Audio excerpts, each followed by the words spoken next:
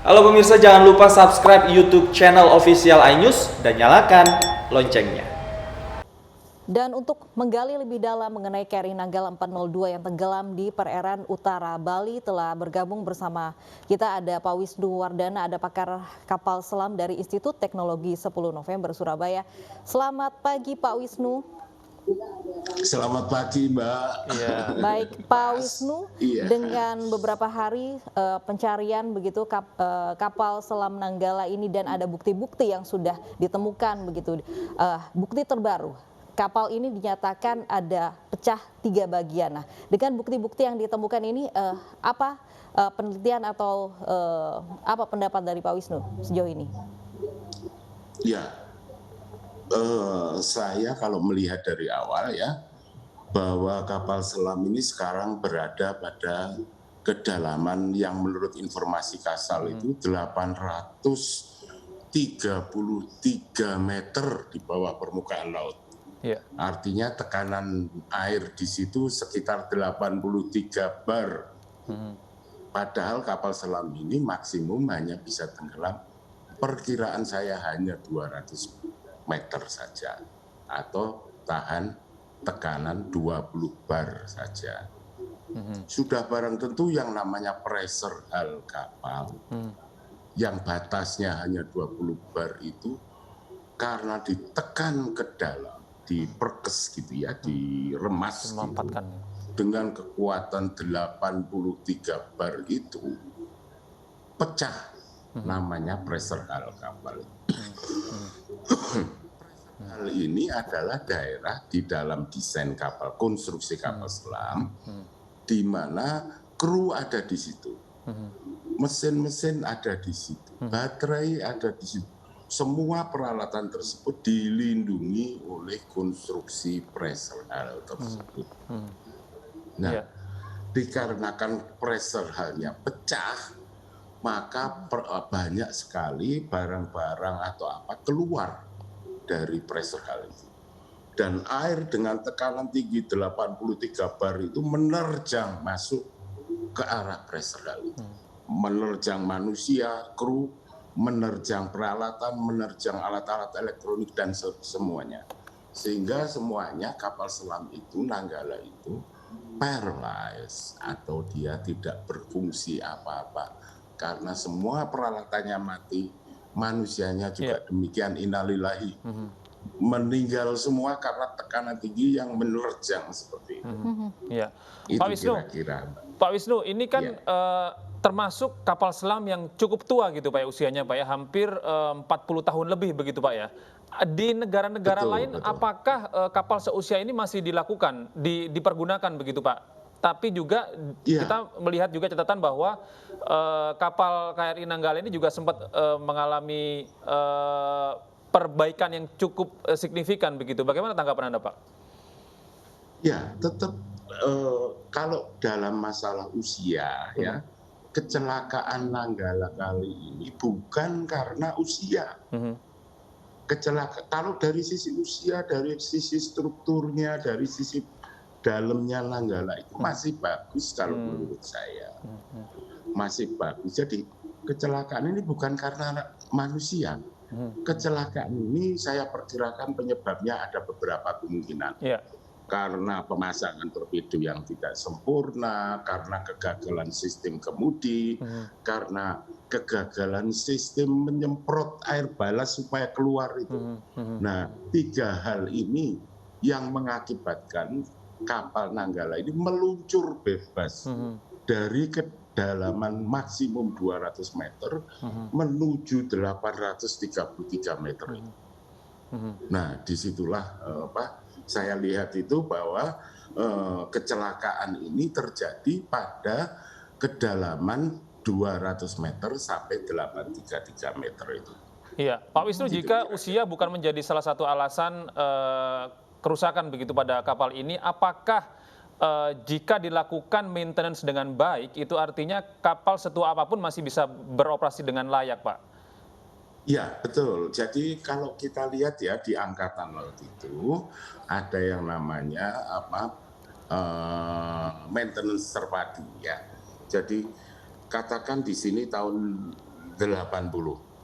Ya, kemudian di maintenance setiap hari itu juga dilihat, setiap bulan, setiap kali berangkat, setiap 5 tahun sekali itu ada overhaul juga. Nah, tapi juga kita harus tahu bahwa itu adalah produk tahun 80 yang setiap saat harus kita remajakan. Remajakan itu misalnya begini, ada ini tahun 80, kemudian 10 tahun lagi dilihat apakah ada spare part atau alat-alat yang sudah tidak ada di pasaran. Kalau itu terjadi, maka seluruh komponen dari spare part itu harus dihilangkan, diganti dengan peralatan baru supaya kapal Nanggala ini remaja kembali. Remaja bukan berarti harus harus membeli kapal selam baru. Remaja itu bisa mempermudah, dengan jalan mempermudah umur dari komponen-komponen yang ada di dalam kapal selam. Iya. Jika Anda lihat sebenarnya saat ini kita punya berapa armada yang tersisa, Pak? Dari kondisi kemarin yang terjadi di kapal Nanggala 402 nih, Pak. Kalau tidak salah yang tersisa 4. Kemarin itu dengan Nanggala kita punya kapal selam itu kalau tidak salah 5. 5 itu terdiri dari 2, yaitu Cakra dan Nanggala, itu produk tahun 80, tetapi masih bagus sebenarnya. Kemudian ada tambahan lagi 3 yang kita hasil kerjasama dengan Korea Selatan itu. Jadi totalnya itu adalah 5. Kemudian dengan Nanggala yang seperti ini kita tinggal punya 4. Yang nanti program tentang kapal selam ini akan terus dirintis dengan Korea Selatan sampai 12 atau sampai berapa itu nantinya. Oke, kalau tadi Pak Wisnu bicara soal penyebab begitu, kalau misalnya kapal yang berusia 40 tahun ini masih bisa digunakan dan prima, maintenance juga sudah dilakukan begitu. Kemudian kalau melihat penyebabnya, kemudian dari sisi apa saja kita harus lihat Pak Wisnu mengenai penyebab kecelakaan Nanggala ini? Betul. Jadi prosedur operasi dari sebuah kapal selam itu tiap hari harus dimonitor, tiap seminggu harus dimonitor, tiap bulan harus dimonitor sesuai dengan tugas dari kapal selam tersebut. Makanya kalau kita lihat di sini bahwa kondisi kapal selam itu bagus, meskipun dengan adanya usia yang 40 tahun ini banyak degradasi dari struktur, kekuatan strukturnya berkurang, mesinnya juga berkurang dan lain-lain lah, komponen-komponen di mana kapal selam itu bekerja. Jadi itu harus dievaluasi terus sehingga pada kondisi akhir sekarang itu kita bisa mengatakan kapal selam pada kondisi yang seperti ini. Kalau ada kecenderungan atau tanda-tanda ada kerusakan, secepatnya itu diperbaiki. Jangan berangkat gitu. Jangan memaksakan sesuatu dalam kapal selam karena itu sangat risiko. Kalau memaksakan sesuatu dengan kapal permukaan, itu kita masih bisa survive enak gitu. Tapi kalau kapal selam sampai gagal, ya ini akibatnya.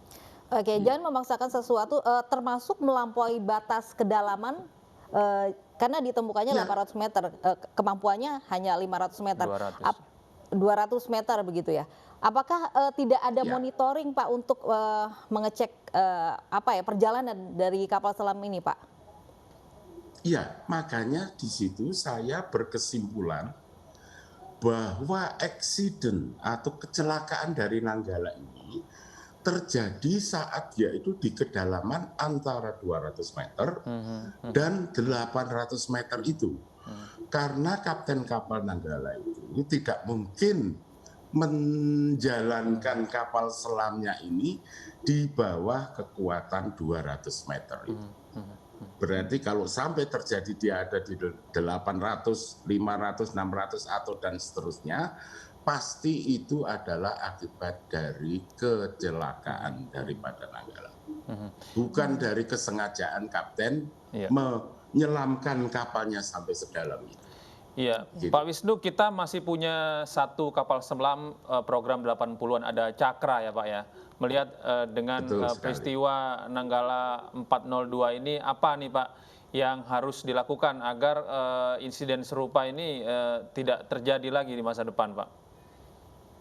Iya, jadi begini kalau saya bayangkan ya, tahun 80 Cakra dan Nanggala itu kan ada SOP-nya, Ya. ya toh, pasti ada prosedur operasi yang mereka harus jalankan.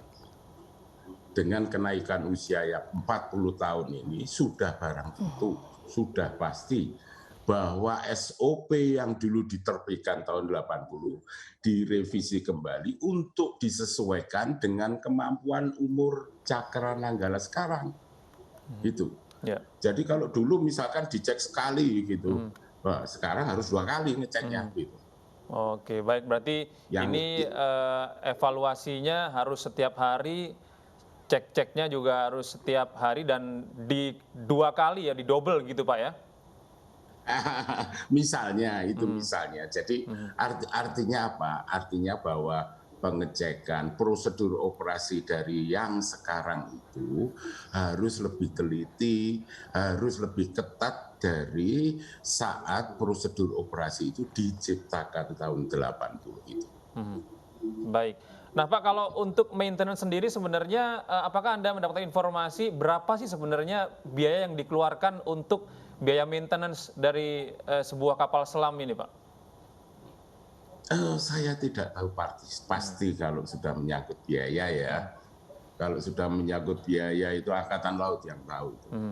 Tetapi yang jelas bahwa maintenance daripada kapal ini sejauh yang saya tahu sudah dilakukan dengan baik. Meskipun bahwa maintenance itu perlu juga ditingkatkan ketelitiannya. Itu yang penting.